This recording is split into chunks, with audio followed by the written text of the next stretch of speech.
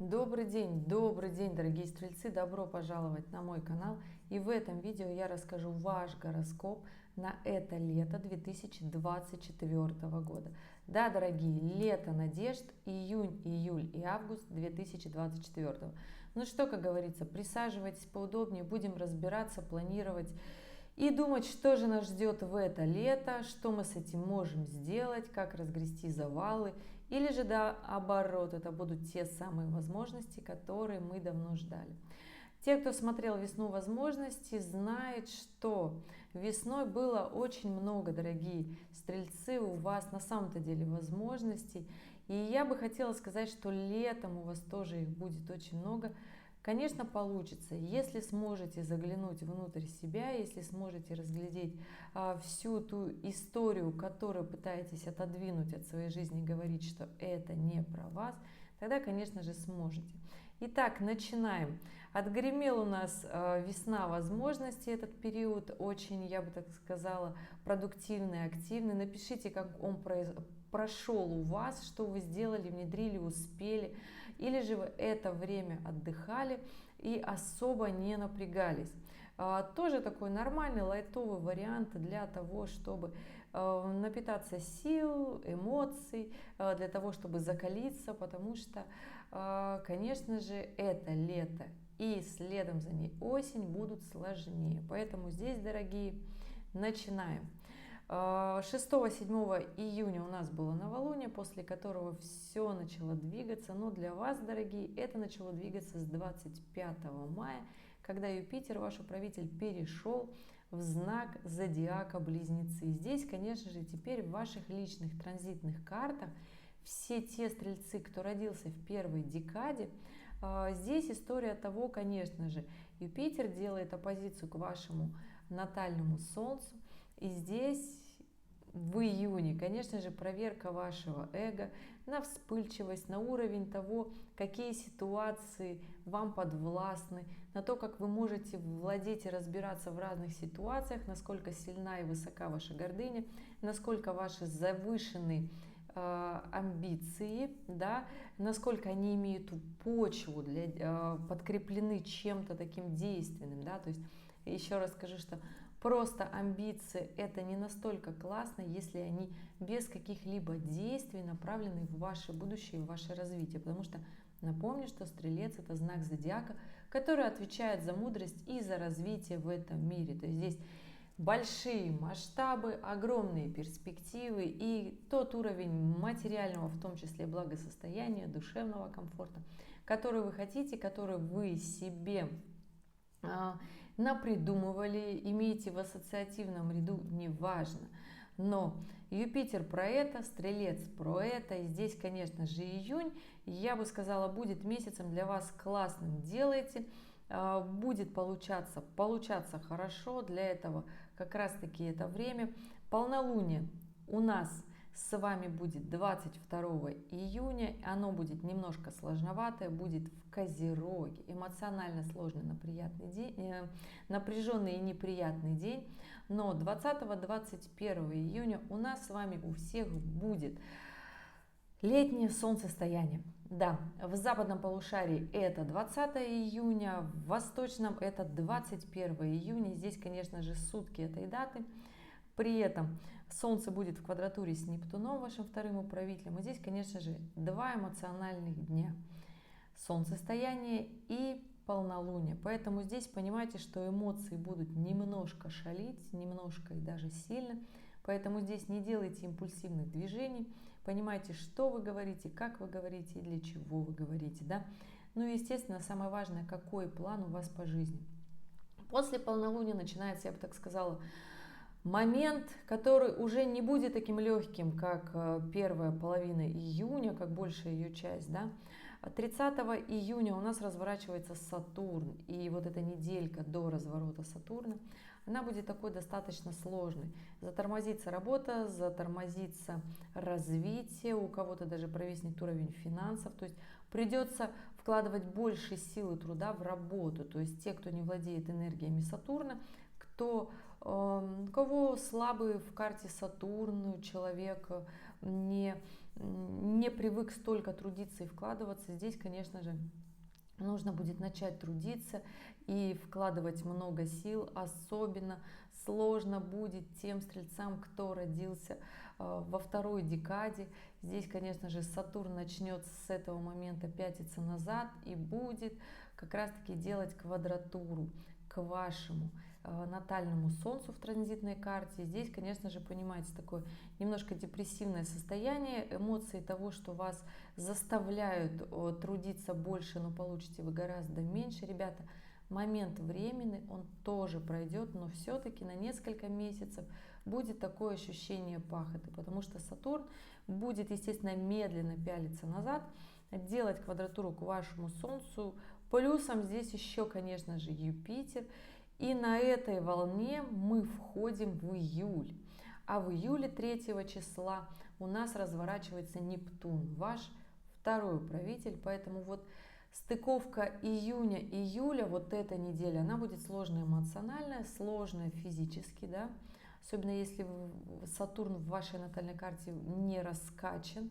И здесь, конечно же, нужно понимать, что будет такое некое сложное давление. Плюс еще те, кто родился в первой декаде, вот будут в июне ощущать вот этот вот, что удача вас покинула. А в июле и в августе будут чувствовать себя, ну, теми, кого покинула удача, это те, кто родился во второй декаде знака зодиака Стрельца. Поэтому да, дорогие мои любимые Стрельцы, июль, конечно же, обещает в ваших транзитных картах задачку такую сложноватую, в которой необходимо отделить эмоции от действий и от иллюзий.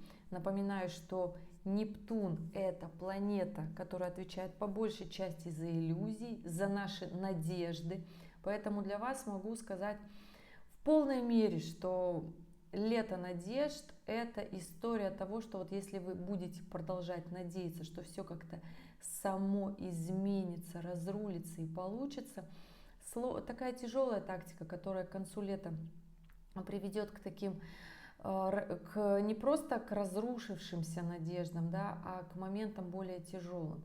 Поэтому здесь, конечно же, я бы вкладывалась максимально в июне для того, чтобы больше что-то получилось, а в июле уже, конечно же, по обстоятельствам. Конечно же, понимаете, на планете 700-800 миллионов стрельцов, все разного времени, места рождения, возраста, воспитания. Те стрельцы, кто родился до, ну, то есть им сейчас на момент этого лета 30 лет или там 25, у них, конечно, понятно, все будет полегче.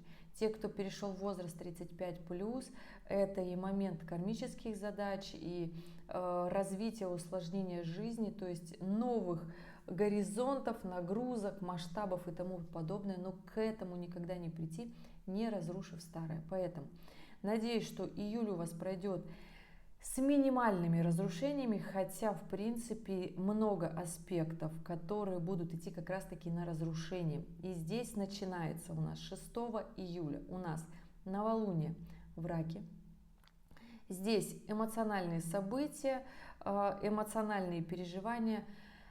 И я бы вот проскочила бы этот день, могла бы просто построить, как сейчас все астрологи делают, карту на новолуние, строят. И вот этот день он такой приятный, гармоничный, классный. Но следом за ним идет 7 июля, и с этого дня начинает съезжаться оппозиция Венера-Плутон, которая продлится до 18 июля. И здесь история того, что все те эмоциональные вопросы, которые не были у вас закрыты, любовные отношения, вопросики в личной жизни, вот как раз-таки все эти дела и заботы лягут на плечи вас, дорогие стрельцы, с 7 по 18 июля.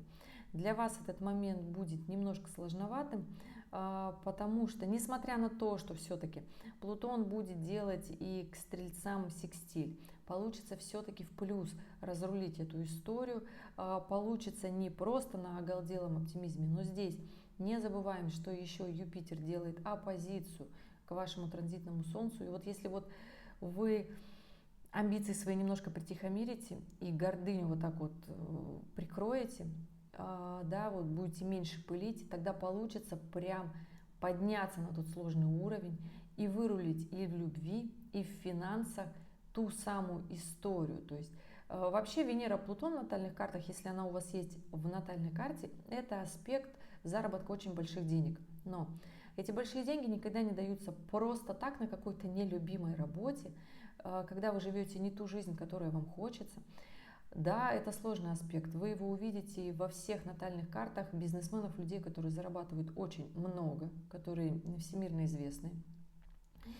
Просто человеку, кто родился с таким аспектом по жизни, он с детства знает, что любовь – это труд, что здесь необходимо потрудиться, что свое любимое дело и хобби – это та история, которая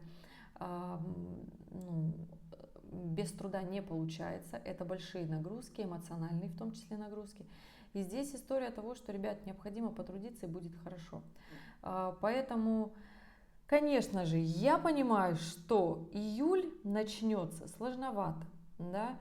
Июль будет заставлять брать вот тот самый размах и масштаб, на который вы думали, что авось проскочит, авось не получится, ну то есть авось не сложится, да, но все-таки, если в вашей голове возникнет осознание того, что вы хотите, и вы к этому прям реально пойдете, вы не постесняетесь, да, то здесь и кармические узлы, в принципе-то, вам помогут.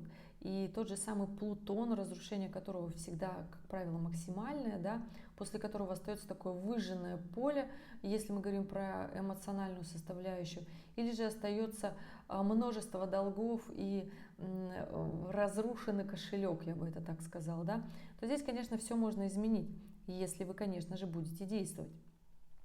Потому что в принципе, аспекты на то, чтобы у вас получилось.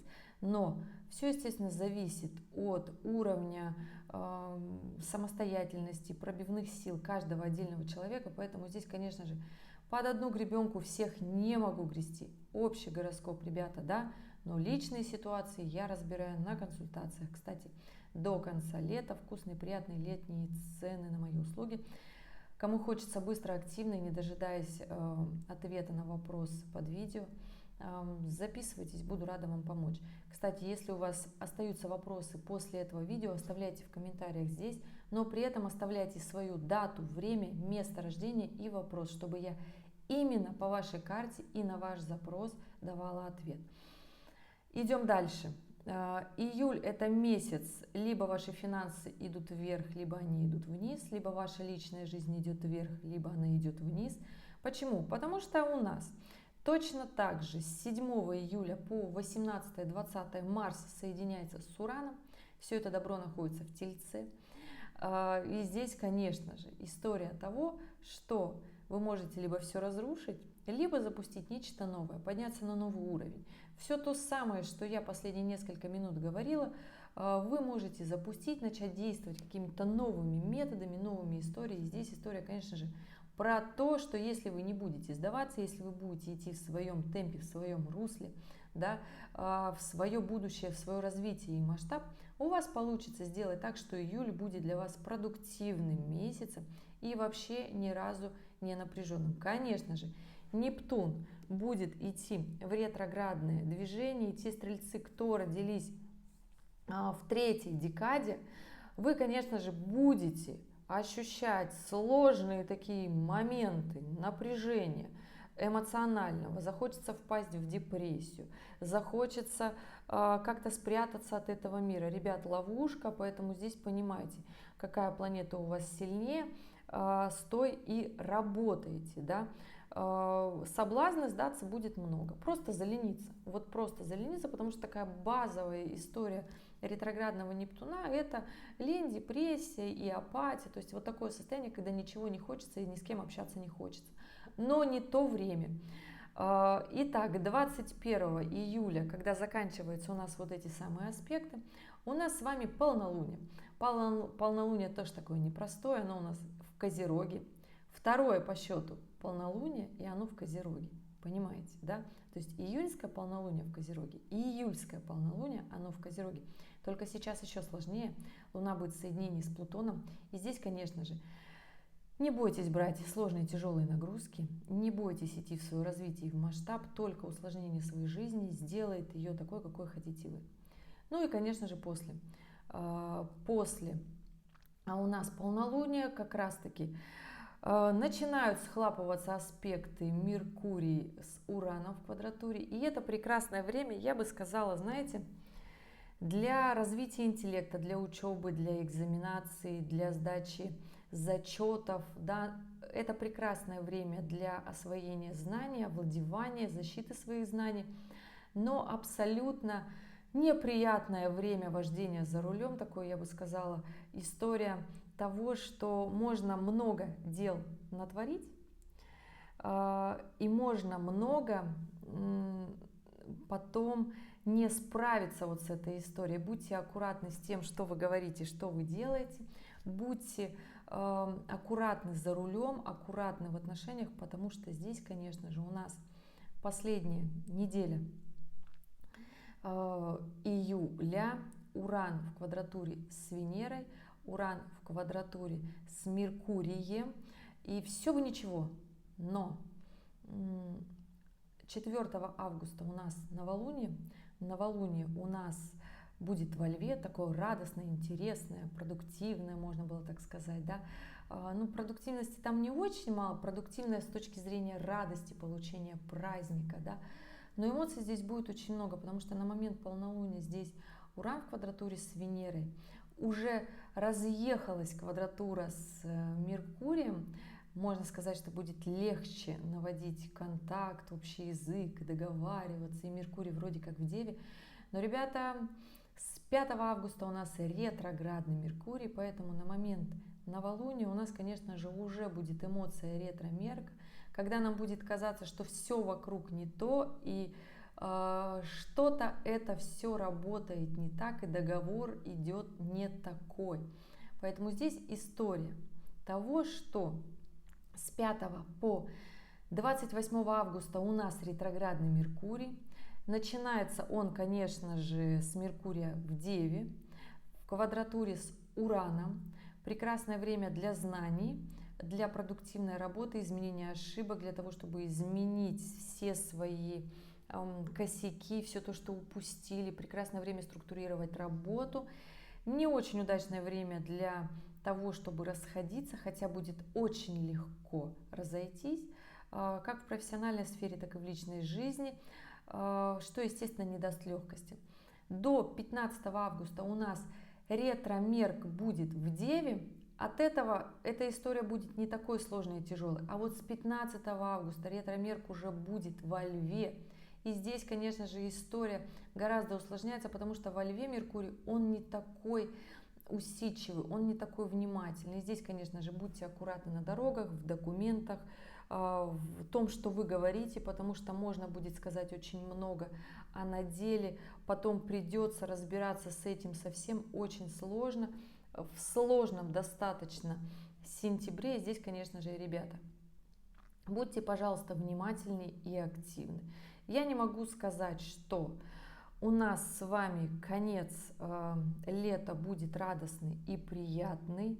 Момент у нас с августовскими периодами жизни, да. Вообще август это такой момент, когда необходимо потрудиться, потому что здесь и к середине августа и Венера будет в оппозиции с Сатурном, заставляет нас всех трудиться, и эмоции, которые мы оставляли на такой долгий срок, не хотели с ними разбираться, да, конечно, будут выходить наружу. Состояние работы, трудиться, да, но плюс здесь еще Юпитер будет в соединении с Марсом в Близнецах, и сложно будет идти прибыль, сложно будут идти финансы, сложно будет идти продуктивность в работе, договорные отношения, поэтому последние 2 недели августа не обещаю легкими. Полнолуние с 19-20 августа у нас будет в Водолее, когда захочется сказать: все, я устал, я ухожу, больше сил, терпения у меня нет. Ребята, ловушка, запаситесь терпением. Я знаю, как будет сложно, но, как говорится, через силу, через не могу. Нет нагрузок, которые мы не можем вынести, выдержать. То есть нам всем дается по силам. И, конечно же, понимаете, что этот август мы закончим в таком сложном, эмоциональном состоянии ретроградный Нептун, ретроградный Сатурн, который делает и к Юпитеру квадратуру, заставляет трудиться на максималках. Плюсом 1 сентября разворачивается Уран, 1 сентября разворачивается развернувшийся Плутон, который развернулся 2 мая, дошел до знака зодиака Козерог.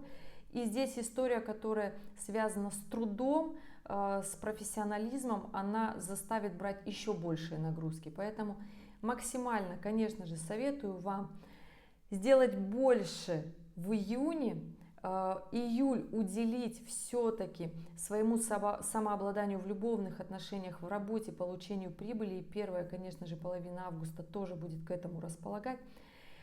2 последних недели августа будут максимально сложными, поэтому, конечно же, здесь будьте внимательны, что вы делаете, говорите в работе. Многим захочется все бросить, уйти и в личной жизни, да, и в работе, особенно последняя неделя августа, когда уже будет чувствоваться вот эта энергия разворота Урана, обнулиться по всем сферам жизни. Здесь, конечно же, запаситесь терпением, потому что будет все настолько масштабно, плюсом еще мировые события будут подкреплять вот эту историю. Но понимаете, держите фокус на своей жизни, на своих задачах, что вам необходимо сделать. И здесь, конечно же, ребят, я надеюсь, что это лето у вас не разрушится в надеждах. Для того, чтобы это не случилось, нужно прям плодотворно идти к своим целям, задачам по жизням. И здесь, конечно же, я за то, чтобы у вас справилось, чтобы у вас получилось как можно больше. Понимаете, что все есть труд, хотя я знаю, стрельцам, огненному знаку хочется вот так на творчестве, на яркости, на легкости, на активности, вот так вот выйти. Ребята, немножко придется переключить фокус внимания на другие планеты. И здесь, конечно же, в этом-то и есть ваша сложность. Но подключайте мудрость, она у вас есть. Ребят, спасибо, что были здесь, что досмотрели это видео до конца. Я желаю вам продуктивного лета. Я назвала его «Лето надежд», потому что у большинства все-таки будет ощущение того, что мы будем надеяться, и в конце августа эти надежды разрушатся. Не разрушайте свои надежды, идите в свое будущее. Если у вас остались вопросы, задавайте их под этим видео, или жду на консультации. Ребят, в конце ролика по классике актуальные видео, которые вы, если не смотрели, посмотрите и примите верное решение. И спрашивайте, идите вперед, и желаю вам продуктивного месяца. Продуктивного лета, продуктивного месяца, это я, конечно же, про август, потому что он самый сложный из всех. Но если поглядеть в историю, когда август был легким, это всегда месяц разводов, месяц обнулений, месяц сложных задач. Но, ребята, сентябрь, забегая вперед, будет сложнее. Поэтому здесь, конечно же, черпайте силы и эмоции, продвигайтесь, когда на это есть больше сил и возможностей. Ребят, спасибо, что были здесь, досмотрели до конца, и увидимся с вами в следующем ролике. Пока-пока.